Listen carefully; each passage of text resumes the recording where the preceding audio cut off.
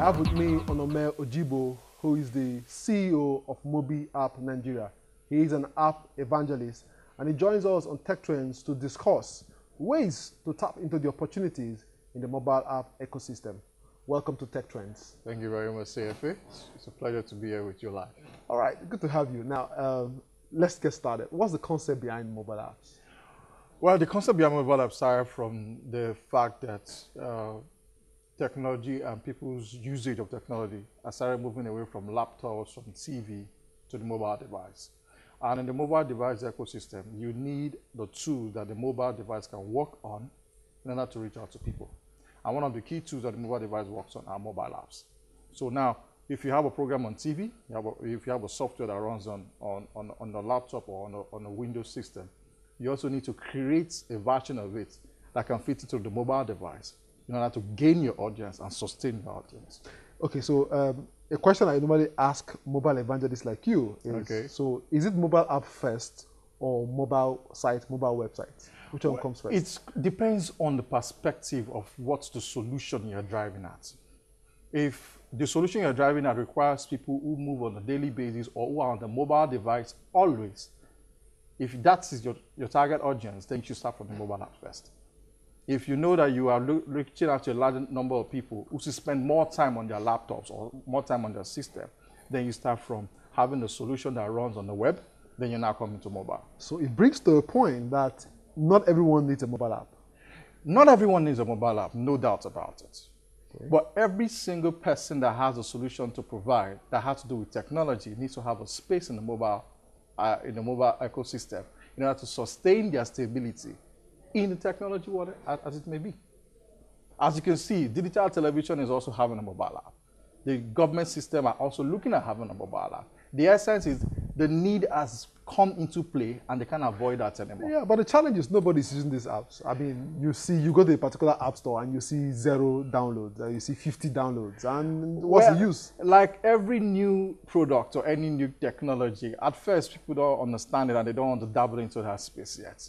But the bottom line is a solution that will make the life of users better and that will make people's businesses move faster is a solution that people will want to know and associate with.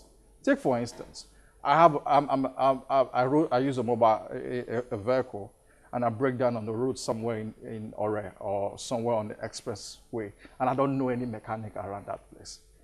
If I need to go and call a friend, the friend might not know anybody in Ore. But if there is a mobile app that tells me every mechanic that is around my geographical location in a jiffy, I'd rather go for that mobile app. But that's if data doesn't disappoint you. The question is, there are options already for data coverage. There are options that backs the functions of a mobile app. The question is, which one of the options are you running on? So it's an alternative that you can't run away from. It was like when the mobile car was invented. At first, people were like, using horse and carriages was perfect. What's the essence of me buying a car or spending a fortune buying a car? But the guys who felt, do you know what, why don't we create cars that everybody can ride on and let the horse rest a bit? It was a step that was necessary, but at the same time, at that moment, they didn't see the essence of that step. But today, everybody drives a car. Trust me, 10 years from now, almost everybody will have a mobile device that they run on.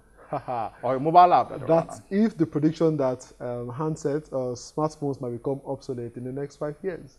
If smartphone become obsolete, and they will start using chips, and wearables of different types, maybe the glasses that you can make calls with. Okay, let me give you a scenario that ran through my head some days ago. I was on the road and I heard an advert that confirms a new brand, an old brand that's taking over an old name. Within the space I saw a number of people still using those old name handsets. If I may mention the Nokia handsets. I was like, yes, Nokia has phased out, but for crying out loud, I've seen many people out there who still use Nokia phones because they are the lower cadre of the society.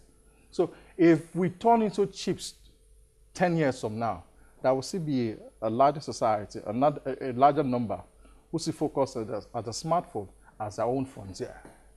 And within that space, if you can maximize profits or you can maximize reaching out to people, then why don't you do it? Until it phases out, it's still valid. People still use Microsoft OS XP even to date. Whereas we have Windows 8 already. Windows 9 is going, Windows 10 is already there. So the bottom line is always, if your solution gives guidance to users, people will find you. If it does not give guidance to users, they would not find you. They won't find it useful. They won't download your app.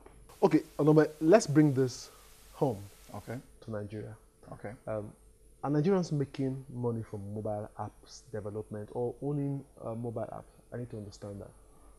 Nigerians are not yet making 100% money out of mobile apps. They are beginning to come into that space as it is. A few days ago, I was in a meeting with an entertainment house that had 2 terabytes of data, music, video, TV shows, and they just kept it in the archive. And I said, do you know people can actually demand for these things? Why don't you make them available on the platform where people can demand for it and probably pay a token? If it is 5 naira, they can pay for it, let them pay 5 naira for it. And the media house were thrown off their chair, like, are you kidding me? Can we actually do this? I said, yes, you can.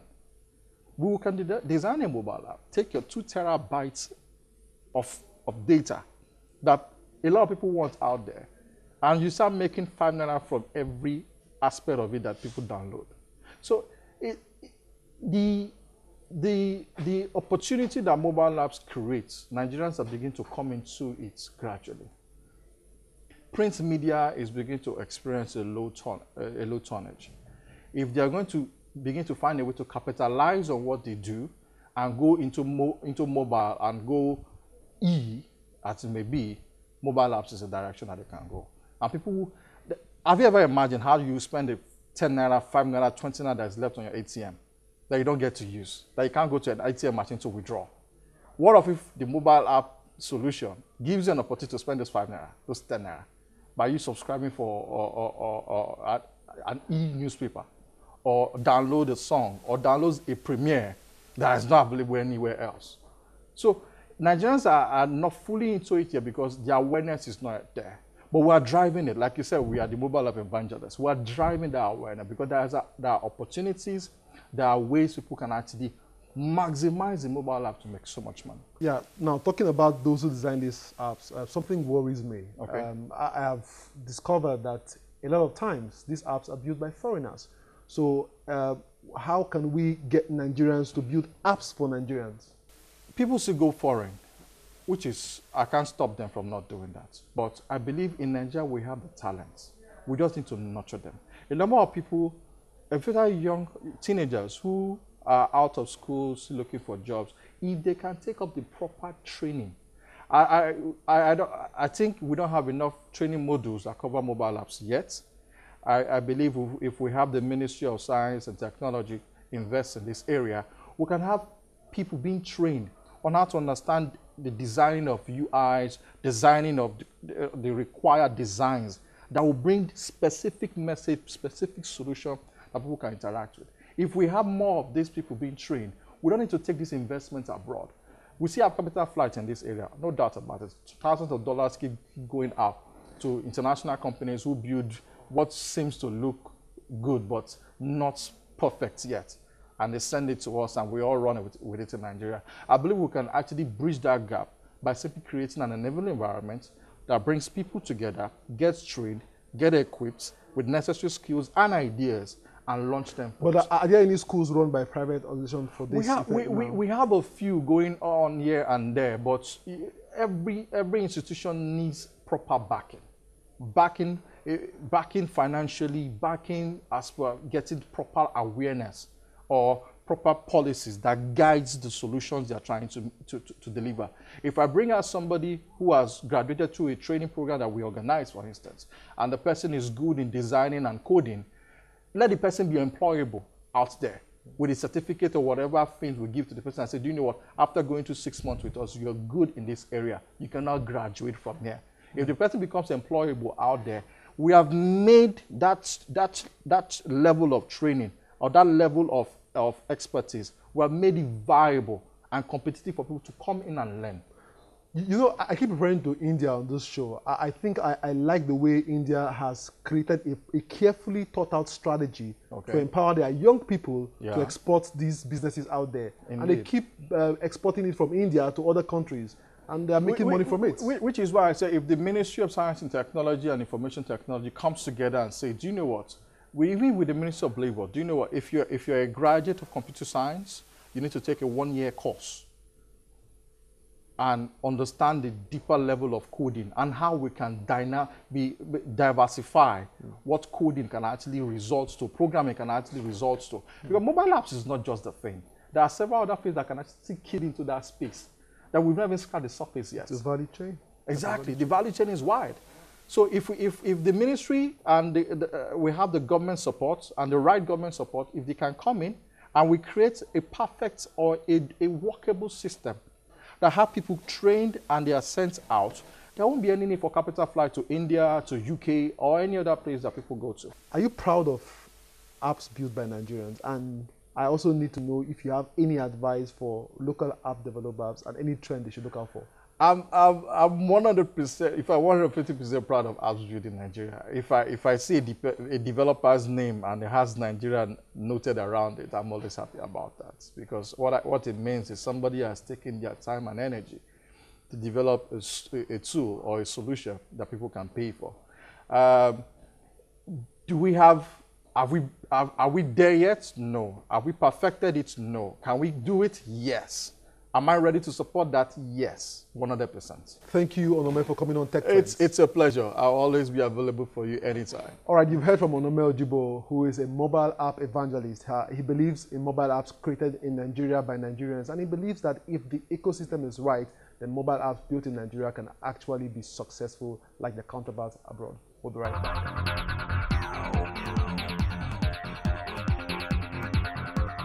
Welcome to our Tech Clinic segment. The first question came to me anonymously via SMS, and it says, I'm a young social media consultant and would love your perspective on the issues of brand wanting to increase social media followers overnight.